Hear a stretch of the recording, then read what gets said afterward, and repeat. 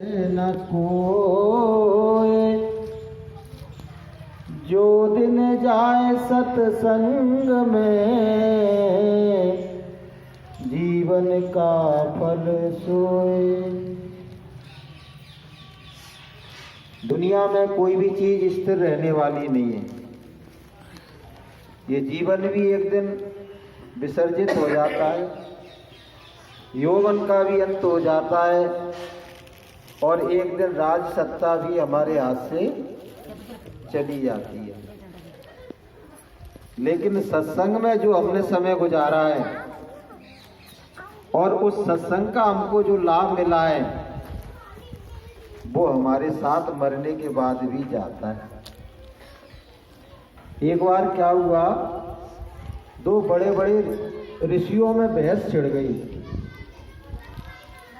एक ऋषि का नाम था वशिष्ठ और एक ऋषि का नाम था विश्वामित्र। किस बात की बहस हो रही थी? इस बात की बहस हो रही थी, विश्वामित्र कह रहे थे कि तप का बल ज्यादा है, तप का प्रताप ज्यादा है, और वशिष्ठ जी कह रहे थे कि सत्संग का बल ज्यादा है। दोनों बहस कर रहे थे कि सत्संग महान होता है, वो कह रहे थे तप महान होता है। बोले अच्छा, तुम्हारी दृष्टि में तप महान है और हमारी दृष्टि में सत्संग महान है। तो बोले ये तो अपनी अपनी दृष्टि हो गई, इसका फैसला कौन करेगा?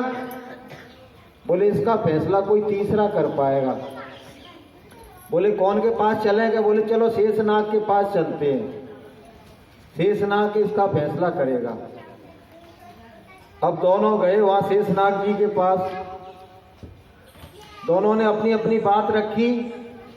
विश्वामित्र कह रहे थे कि तप की शक्ति महान होती है और वशिष्ठ जी कह रहे थे कि सत्संग का फल ज्यादा होता है। तो शेषनाग जी बोले भैया देखो, मेरी स्थिति तो बहुत खराब है, मेरे ऊपर पूरी पृथ्वी का भार रखा हुआ है और मैं तुमसे अगर कुछ बात करने लगूं तो ये पृथ्वी और डगमगा जाएगी, तो पूरी दुनिया और नष्ट हो जाएगी। पहले इस भार को तो कम करो आप अपनी अपनी शक्ति से, तब तो मैं तुमसे कुछ बात कर पाऊंगा। तो विश्वामित्र ने क्या कहा, मैं अपनी 10,000 साल की तपस्या का फल देता हूं। हे पृथ्वी मैया, तू शेषनाग की सिर से थोड़ा ऊपर तो हो जा। क्या हुआ पता है आपको? थोड़ा सा कंपन हुआ। 10,000 साल की तपस्या देने के बाद पृथ्वी में कंपन हुआ, लेकिन वो उठी नहीं ऊपर को। अब उनका नंबर आया वशिष्ठ जी का। वशिष्ठ जी ने कहा कि देखो, मेरे पास 10,000 साल की साधना तो है नहीं, मैं तो कह रहा हूं कि हे पृथ्वी मैया, मैं तो एक पल सत्संग की महिमा मैं तुझे भेंट करता हूं। महापुरुष एक पल जो सत्संग सुनाते हैं उसका जो प्रतिफल मिलता है लोगों को, वो मैं तुझे भेंट करता हूं। तो पृथ्वी मैया शेषनाग के सिर से ऊपर उठ गई एक पल के सत्संग से। तो अब शेषनाग जी बोले कुछ कहने को शेष रह गया है, कुछ कहने को शेष रह गया है कि एक पल के सत्संग की महिमा से पृथ्वी ऊपर उठ गई और 10,000 साल के तप से भी पृथ्वी उठी नहीं, केवल कंपायमान हो पाई। तो इतनी बड़ी महिमा सत्संग की बताई है। क्या कहा है? रामायण में भी कहा गया है कि तात वर्ग अपवर्ग सुख धरिए तुलायक तूल, और तूल न ताए सकल मिल, जो सुख लो सत्संग। जो परमात्मा के प्यारे होते हैं, जिनको ये फिक्र है कि मेरा जन्म मरण कैसे छूटेगा, मुझे मेरा बिछड़ा हुआ परमात्मा कैसे मिलेगा, ये संसार में तो मैं एक दिन यहां से भगा दिया जाऊंगा और 4 लोग ठठरी पे रख के मुझे ले जाएंगे और ले जाके मुझे शमशान में जला देंगे। तो इससे तो सिद्ध हो रहा है कि मेरा ये घर नहीं। अच्छा मेरा घर है, मैं तो कह रहा हूं मेरा घर है, संसार मेरा है, परिवार मेरा है, मेरे पिता मेरे हैं, मैंने जो घर बनाया मेरा है, ठीक है मैं कह रहा हूं, तो मुझे रहने तो दो, उसमें रहने तो दो। उसके लिए तो ये कहा गया है कि आएगा नोटिस तो जमानत न होगी, आएगा नोटिस तो जमानत न होगी, पल्ले अगर कुछ अमानत न होगी, पल्ले अगर कुछ अमानत न होगी, तो करके कैद तुझे जाना पड़ेगा, वो करके कैद तुझे जाना पड़ेगा, और काया कुटी खाली करना पड़ेगा, काया कुटी खाली करना पड़ेगा। तो इस संसार में तो एक दिन इस तन को भी छोड़ना है और संसार को भी छोड़ना है कि एक दिन ऐसा होएगा और कोई काऊ को ना आए और घर की नारी को कहे और तन की नारी ही जाए। अरे घर की नारी को तो छोड़ना ही पड़ेगा। एक दिन लुप लुप चलती रहती है ना तुम्हारे हाथ में, नारी कहते हैं उसको, उसको भी नारी कहते हैं। एक दिन वो भी तुम्हारा साथ छोड़ जाए, वो भी लुप लुप करना छोड़ जाएगी।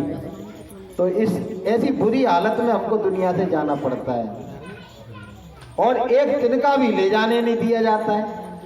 बताइए आप, एक तिनका भी हम ले जा नहीं सकते हैं, तो हम कैसे कहें कि ये घर मेरा है, ये सामान मेरा है, ये बच्चे मेरे हैं, ये परिवार मेरा है, संसार मेरा है।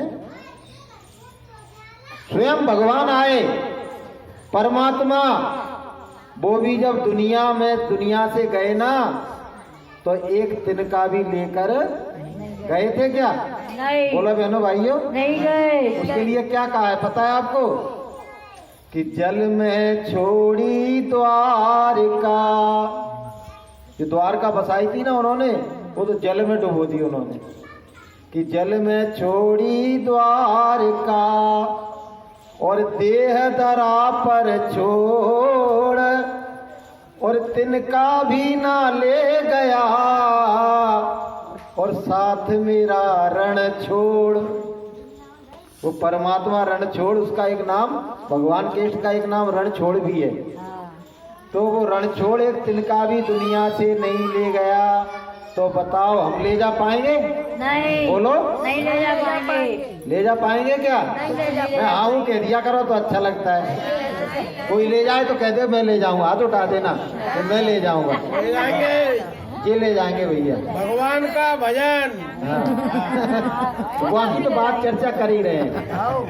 तो अब देखो बुद्धिमानी क्या है। आप सभी कहते हो हम बुद्धिमान हैं, परमात्मा ने हमको बुद्धि दिया है, विवेक दिया है। तो भैया विवेक तो ये कहता है कि उस चीज का संग्रह करो जो तुम्हारे यहाँ भी काम आए और वहाँ भी काम आए।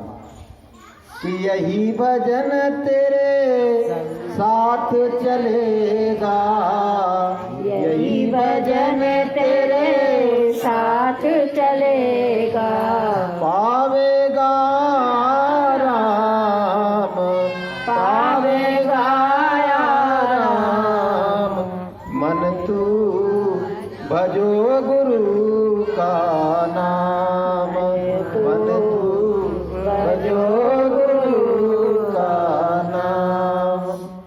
दया मेरे से नर्तन पायो, दया मेरे से नर्तन पायो, शोकोवत बिन दाम, शोकोवत नाम। मन तू भजो गुरु का नाम। मन तू भजो गुरु का संतों ने तो ये कहा कि भजन के बगैर ये संसार, पूरा संसार पाप की ढेरी है और जीवन रह अंधेरी है। कि भजन बिना नर पाप की ढेरी और जीवन रहन अंधेरी। पाप की ढेरी कैसे? पाप की ढेरी ऐसे है, देखो बहनों भाइयों, जो सत्संग में नहीं आया है वो जहां बैठा है वहां या तो संसार से आसक्त है या फिर किसी बुराई में रहते हैं। अगर वो पैसा कमा रहा है तो पैसे से आसक्त हो रहा है और भगवान से विमुक्त हो रहा है। तो जहां बैठा है वो पाप ही कमा रहा है। और सत्संग में बैठा है तो उसके अंदर फुरना पैदा होती है, प्रेरणा पैदा होती है, उसके अंदर भगवान से मिलने की लगन लगती है। अरे इतना अच्छा काम है भगवान का भजन करना, सत्संग में आना, तो मैं भी ये काम करूंगा, ये भावना हमारे अंदर पैदा होती है।